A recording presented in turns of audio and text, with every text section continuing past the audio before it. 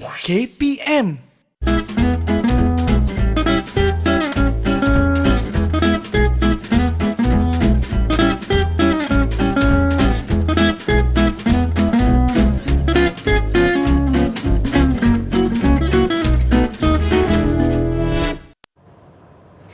Hai, Assalamualaikum. Salam sejahtera. Anda sedang menyaksikan Didik TV KPM hari ini bersama-sama dengan saya Ria selaku pengacara anda. Apa khabar murid-murid di rumah? Kita doakan dalam keadaan yang sihat sejahtera. Ingat pesan Ria selalu, jaga diri, jaga kesihatan. Okey? Dan hari ini pastinya kita nak teruskan dengan slot pentaksiran sumatif bagi format pentaksiran bahasa Melayu menengah rendah. Nak tahu siapakah penyampai yang akan bersama-sama dengan kita pada hari ini? Ayuh kita saksikan dahulu profil beliau.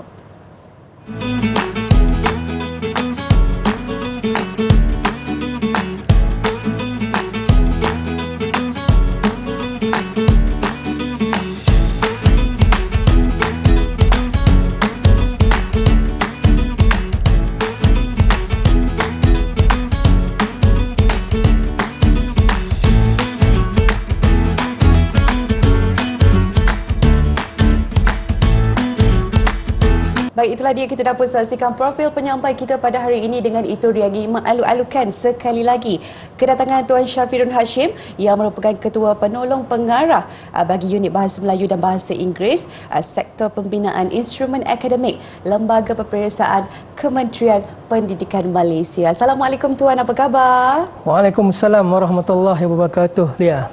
Okey, baik Tuan. Alhamdulillah, sihat. Okey, dan kita juga ingin mengalu-alukan kedatangan jurubahasa kita, ada Cikgu Duzaimah Kamarudin bagi pihak SMK Tun Mutahir Batu Berendam Melaka. Assalamualaikum Cikgu, apa khabar? Baik, Alhamdulillah. Baiklah Tuan, kita nak teruskan dengan objektif mata pelajaran dan juga objektif pentaksiran bagi pentaksiran sumatif. Silakan Tuan. Baik, terima kasih Ria. Hari ini kita akan membincangkan berkaitan pentaksiran sumatif ujian akhir sesi akademik Bahasa Melayu Menengah Rendah KSSM. Okey. Baik, bagi tujuan itu, sebelum kita pergi kepada format pentaksiran, terlebih dahulu saya ingin menceritakan berkaitan kurikulum standard sekolah menengah untuk Bahasa Melayu yang mana menjadi punca kuasa kepada penghasilan format pentaksiran itu sendiri. Ya, kalau kita lihat bagi mata pelajaran Bahasa Melayu, ya, kurikulum Bahasa Melayu sekolah menengah itu adalah untuk melahirkan murid yang berketerampilan berbahasa dan berkomunikasi bagi tujuan memenuhi keperluan diri, memperoleh ilmu pengetahuan, kemahiran, maklumat, nilai dan idea dalam membentuk hubungan sosial dalam kehidupan seharian. Jadi bertitik tolak daripada matlamat inilah kita sedaya upaya untuk menghasilkan pentaksiran sumatif sekolah menengah ini. Ya. Baik, ini antara objektif mata pelajaran yang terdapat di dalam KSSM itu. Antara objektif mata pelajaran yang ada di dalam KSSM ini, kalau kita lihat di sini dari segi kemahiran membaca, kemahiran membaca ada 3 objektif di situ, kemahiran membaca. Jadi berdasarkan 3 kemahiran objektif tersebut, lembaga peperiksaan telah mewujudkan ataupun mengeluarkan satu objektif pentaksiran berkaitan membaca ini, iaitu keupayaan membaca, memahami dan memberikan respon terhadap maklumat yang terdapat dalam pelbagai jenis bahan dan rancangan. Ya, jadi tujuan pentaksiran ini diadakan, kita boleh katakan yang pertama ialah untuk melihat keupayaan ataupun kemahiran murid dalam bidang ataupun dalam kemahiran membaca. Ya, kemudian kita ada juga pentaksiran, objektif pentaksiran dari segi menulis, kemahiran menulis, ya, iaitu keupayaan menulis pelbagai bentuk penulisan untuk menyampaikan idea dan pendapat. Baik, yang seterusnya kemahiran dari segi pengetahuan tata bahasa. Dalam perkara ini, pentaksiran ini dilaksanakan bertujuan untuk mengukur keupayaan murid mengetahui, memahami dan menggunakan sistem bahasa dalam bahasa Melayu. Okey, baik, itulah dia, kita dapat mengetahui objektif mata pelajaran dan objektif pentaksiran bagi format pentaksiran bahasa Melayu menengah rendah. Kita nak berehat dahulu sebentar, kembali lagi selepas ini.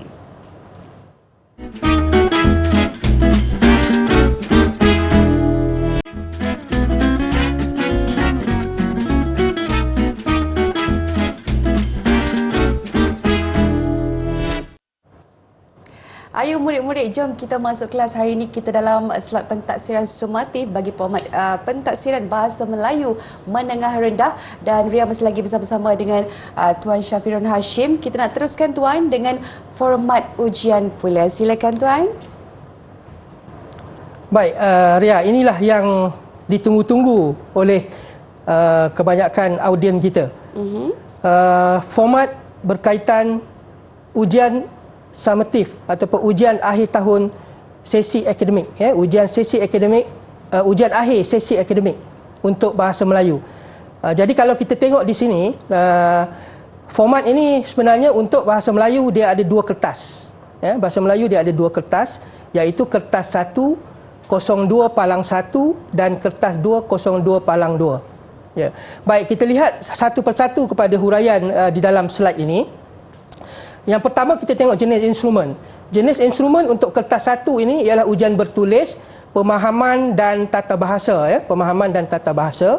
Kemudian kita ada kertas 2, jenis instrumennya ujian bertulis yang menguji lebih kepada penulisan, bentuk penulisan. Kemudian yang kedua, jenis item. Di dalam kertas 1 ini, kertas 1 dia ada objektif aneka pilihan, OAP, objektif pelbagai bentuk dan subjektif respon terhad. Manakala bagi kertas 2 terdiri daripada soalan-soalan berbentuk subjektif respon terhad dan subjektif respon terbuka.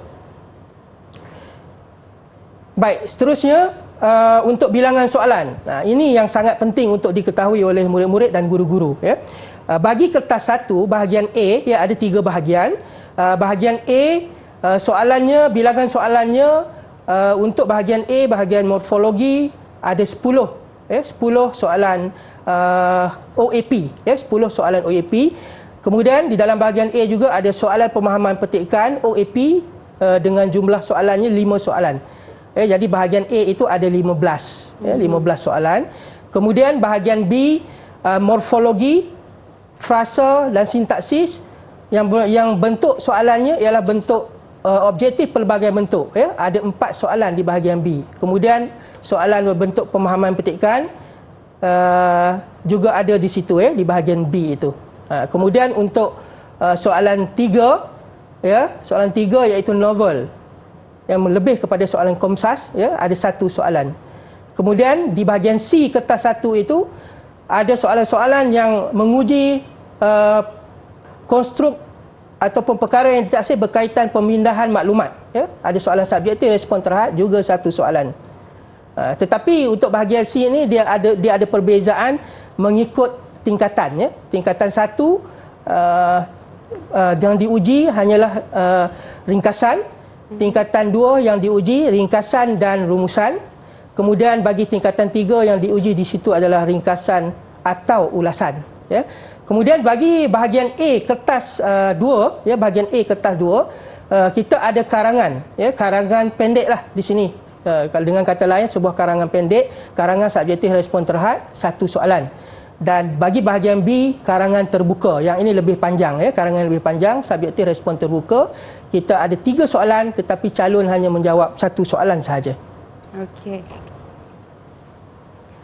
Baik, ini dari segi pecahan markah. Dari segi pecahan markah, untuk bahagian A tadi, kita ada 15 markah, bahagian B 30 markah, dan bahagian C 15 markah. Jadi jumlah keseluruhan di situ 60 markah.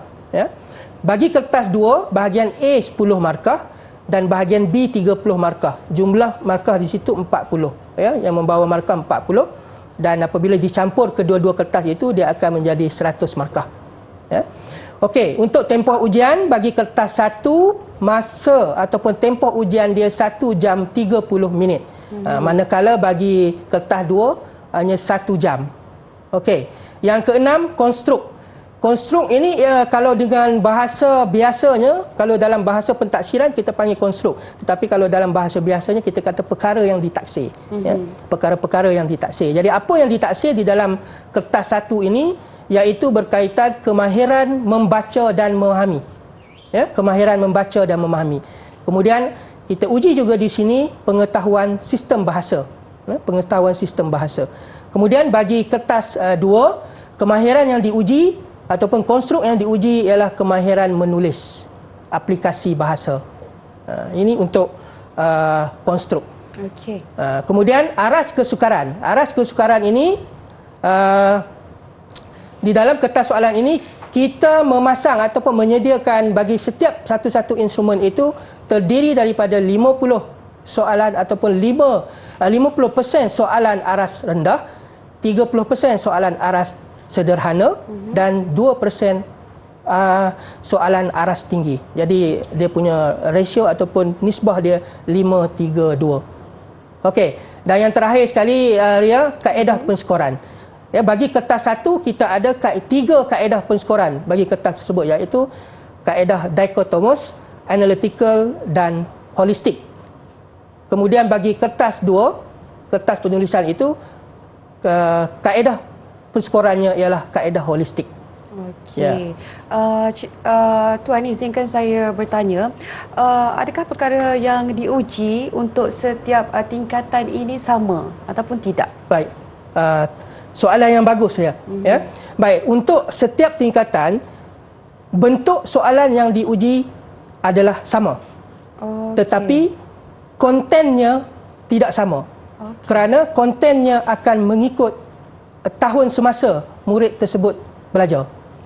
Okey, baik, itulah jawapannya dan kita dah pun mengetahui perincian untuk format ujian. Apa kata kita berehat dulu sebentar, kembali lagi selepas ini.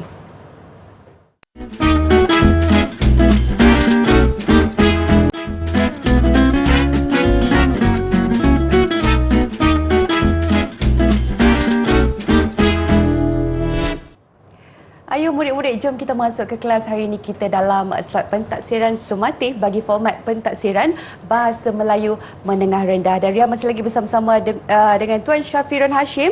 Dan kita nak teruskan Tuan dengan soalan dan juga contoh dalam kertas ujian. Silakan. Baik, jom kita teruskan. Ini contoh soalan berkaitan ujian akhir sesi akademik Bahasa Melayu Menengah Rendah bagi kertas 1. Dalam segmen ini saya akan menjelaskan, menerangkan tentang contoh-contoh, contoh-contoh soalan bagi setiap kertas mengikut setiap bahagian. Baik, bagi soalan bahagian A, bagi soalan bahagian A, contoh yang dipaparkan di skrin ini ialah contoh bagi konstruk yang diuji, iaitu konstruk morfologi, tata bahasa morfologi. Ini antara contoh soalan yang boleh dikeluarkan, yang boleh dan akan dikeluarkan. Tapi yang pastinya bukan untuk tahun inilah. Ini hanya contoh. Baik, soalan yang pertama, kalau kita lihat bentuk soalan ini ada soalan yang ada grafik, ada grafik. Kemudian soalan ini menguji tentang ketepatan kata yang akan digunakan. Contoh, saya bacakan soalan ini. Kereta yang dipandu laju di jambatan itu terbabas lalu tempat kosong ke dalam sungai. Jadi soalan di sini akan menguji berkaitan ketepatan kata yang sesuai untuk dimasukkan berdasarkan grafik tersebut. Baik. Contoh yang kedua ialah contoh soalan yang tidak mengandungi grafik tetapi mengukur ataupun menguji konstruk yang sama, iaitu ketepatan kata. Baik, ini lagi juga contoh soalan bahagian A bagi morfologi tetapi bentuk yang berbeza. Soalan ini kalau kita lihat dia menguji perkataan banyak makna. Perkataan banyak makna. Kalau di dalam soalan ini kalau kita lihat soalan yang disendingkan, iaitu perkataan longgar, penggunaan perkataan longgar yang betul. Jadi soalan ini menguji penggunaan perkataan longgar yang betul. Jadi murid kena melihat maksud perkataan longgar itu dan disesuaikan dengan ayat yang diberikan itu dan memilih mana satu ayat yang tepat dengan maksud perkataan longgar itu. Baik. Seterusnya soalan berkaitan kesalahan frasa. Masih lagi di bahagian A, tapi kesalahan frasa. Iaitu soalan ini menguji penggunaan frasa yang betul ataupun salah. Berdasarkan soalan di sini, apa yang diuji, frasa yang bergaris itu di dalam sektor perniagaan bergantung kepada, itu yang diuji. Sekiranya frasa itu tidak ada kesalahan, maka calon ataupun murid akan memilih di pilihan jawapan D. Tetapi kalau ada kesalahan, maksudnya dia memilih mengikut kesesuaian yang mana yang salah itu dan dibetulkan mengikut pilihan jawapan dalam A, B dan C. Okey, seterusnya soalan berkaitan kesalahan ayat ataupun sintaksis. Soalan ini menghendaki calon atau murid memilih ayat-ayat yang betul. Kita berikan 4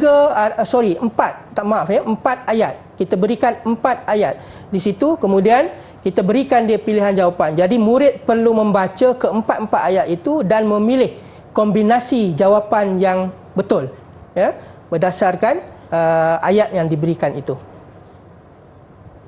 Baik, seterusnya soalan berkaitan ayat sama maksud. Soalan ini menghendaki calon untuk memilih ayat yang sama maksud dengan ayat yang berhuruf tebal, yang telah diberikan. Jadi kemahiran calon perlu memahami ayat berhuruf tebal itu, kemudian memilih ayat sama ada A, B, C atau D yang membawa maksud yang sama dengan ayat berhuruf tebal itu. Baik, seterusnya soalan peribahasa. Di bahagian A juga ada soalan peribahasa. Ini antara contoh soalan peribahasa dan mungkin juga boleh ada soalan yang berbentuk grafik dan sebagainya. Jadi kalau dalam kes ini calon dikehendaki memilih peribahasa yang sesuai dengan situasi yang diberikan di dalam stem di atas itu. Jadi calon kena memilih peribahasa yang sesuai ataupun yang tepat. Baik, seterusnya untuk bahagian A juga kita ada soalan pemahaman petikan. Kita ada soalan pemahaman petikan yang mana calon perlu membaca petikan ini, kemudian menjawab soalan-soalan yang telah disediakan. Di sini ada 5 soalan. Ada 5 soalan berkaitan pemahaman tersebut. Jadi kemahiran calon memahami, di sini diuji kemahiran calon memahami petikan tersebut dan kemudian menjawab soalan-soalan. Lebih kurang ada 5 soalan yang diberikan di sini untuk pemahaman petikan bahagian A. Baik. Seterusnya soalan bahagian B. Contoh soalan bahagian B. Okey, bagi soalan ini apa yang diuji ialah kesalahan ejaan. Jadi bahan stimulus itu boleh sahaja berada dalam pelbagai bentuk. Boleh sahaja pelbagai bentuk, tetapi ini contoh yang kita berikan ialah contoh iklan jawatan kosong. Jadi di dalam iklan ini ada perkataan-perkataan yang telah dieja secara salah. Tata bahasanya ada yang dieja secara salah, perkataannya ditulis secara salah dan calon perlu mencari dan menyenaraikan perkataan-perkataan tersebut. Baik. Seterusnya soalan kesalahan bahasa. Kesalahan bahasa untuk bahagian B. Di dalam ini ada juga diletakkan soalan ini kesalahan berkaitan tata bahasa. Soalan-soalan yang mempunyai kesalahan tata bahasa. Jadi calon perlu mengesan kesalahan tersebut dan menjawab dan tulis di ruang yang disediakan. Okey, seterusnya ialah soalan sintaksis. Soalan sintaksis. Soalan sintaksis ini kalau dalam contoh soalan yang diberikan ini, calon dikehendaki menulis semula perkataan-perkataan, menyusun perkataan yang diberikan ini, kemudian membentuk ayat mengikut pola yang telah diberikan. Kalau dalam soalan 1 Roman situ kita tengok pola ayat yang dikehendaki ialah frasa nama.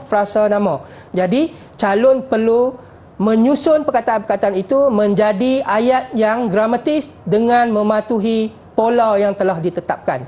Ini antara contoh untuk sintaksis, ya, dan dia boleh juga bertukar menjadi soalan-soalan yang berbentuk lain, ya. Okey. Seterusnya soalan peribahasa. Kita ada soalan peribahasa untuk bahagian B ini, ya, soalan yang berbentuk grafik, ya. Kita bagi grafik, kemudian kita minta calon itu mengemukakan peribahasa yang sesuai dengan grafik tersebut, ya. Okey. Seterusnya dalam bahagian B juga kita ada soalan pemahaman petikan. Ya, berbeza dengan bahagian A tadi, pemahaman petikan di dalam bahagian B ini perlu dijawab dalam bentuk respon terhad, dan bahan rangsangan juga, stimulusnya juga melebihi satu. Kalau tadi bahagian A kita tengok satu sahaja bahan stimulus, tetapi untuk bahagian B ini kita buat kombinasi beberapa bahan, sama ada 2, 3 atau lebih bahan stimulus itu. Kemudian calon perlu menjawab soalan dalam bentuk respon terhad, perlu membina ayat sendiri untuk menjawab soalan tersebut. Baik, seterusnya ini adalah soalan Komsas, ya, soalan Komsas. Soalan berkaitan dengan novel, ya. Murid-murid di tingkatan 1, tingkatan 2, tingkatan 3 mereka mempelajari novel. Jadi soalan-soalan ini akan diuji di bahagian pemahaman respon terhad untuk novel ini, ya. Baik. Kemudian untuk bahagian C, ya, bahagian C soalan memindahkan maklumat, ya, kemahiran membaca dan memindahkan maklumat. Untuk soalan ini dia berbeza mengikut tingkatan, ya, berbeza mengikut tingkatan kerana pembelajaran murid-murid tingkatan 1, 2 dan 3 ini berbeza, ya.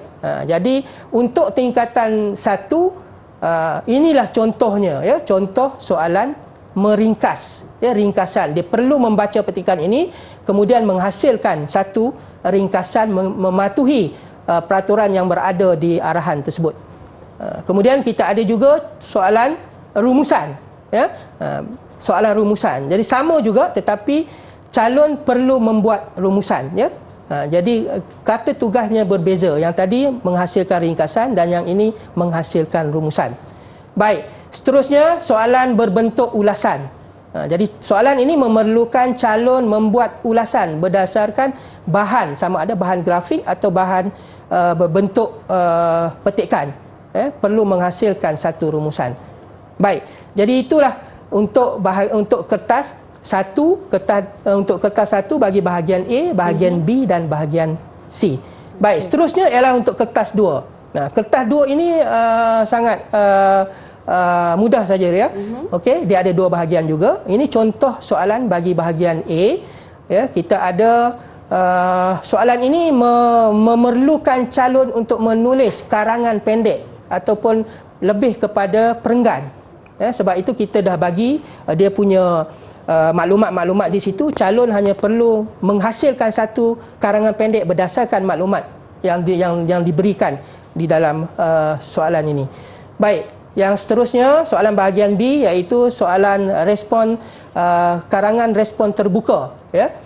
Soalan ini adalah soalan panjang yang mana calon perlu menulis, ya, tidak kurang daripada 180 patah perkataan berdasarkan bahan grafik dan 3 pilihan soalan yang telah diberikan. Jadi calon hanya perlu memilih satu, ya, pilih satu daripada 3 soalan yang diberikan dan hasilkan satu karangan berdasarkan bahan grafik tersebut. Jadi ini dia punya contoh soalan bagi kertas 1 dan kertas 2 untuk kesemua bahagian. Okey, baik, itulah dia pengisiannya dan mungkin Tuan boleh kongsikan sedikit rumusan ringkas untuk sesi kita pada hari ini. Silakan Tuan. Baik. Jadi secara keseluruhannya, ya, segmen ini akan membantu, ya. Saya harap dapat membantu sama ada calon ataupun guru bagi memahami format, ya, format pentaksiran ujian akhir sesi akademik bagi peringkat menengah rendah ini. Kemudian untuk memahamkan lagi, kita telah berikan contoh soalan untuk setiap bahagian. Jadi dengan perkongsian maklumat ini, saya berharap guru-guru dan murid-murid dapat manfaat dan ilmu daripada perkongsian ini. Okey, insya-Allah, dan diharapkan guru dan juga murid memahami sepenuhnya lah pengisian pada hari ini, cikgu. Tuan, bagi format pentafsiran bahasa Melayu menengah rendah. Kita jumpa lagi untuk episod akan datang. Terus bersama kami dalam Didik TV KPM. Assalamualaikum, bye-bye.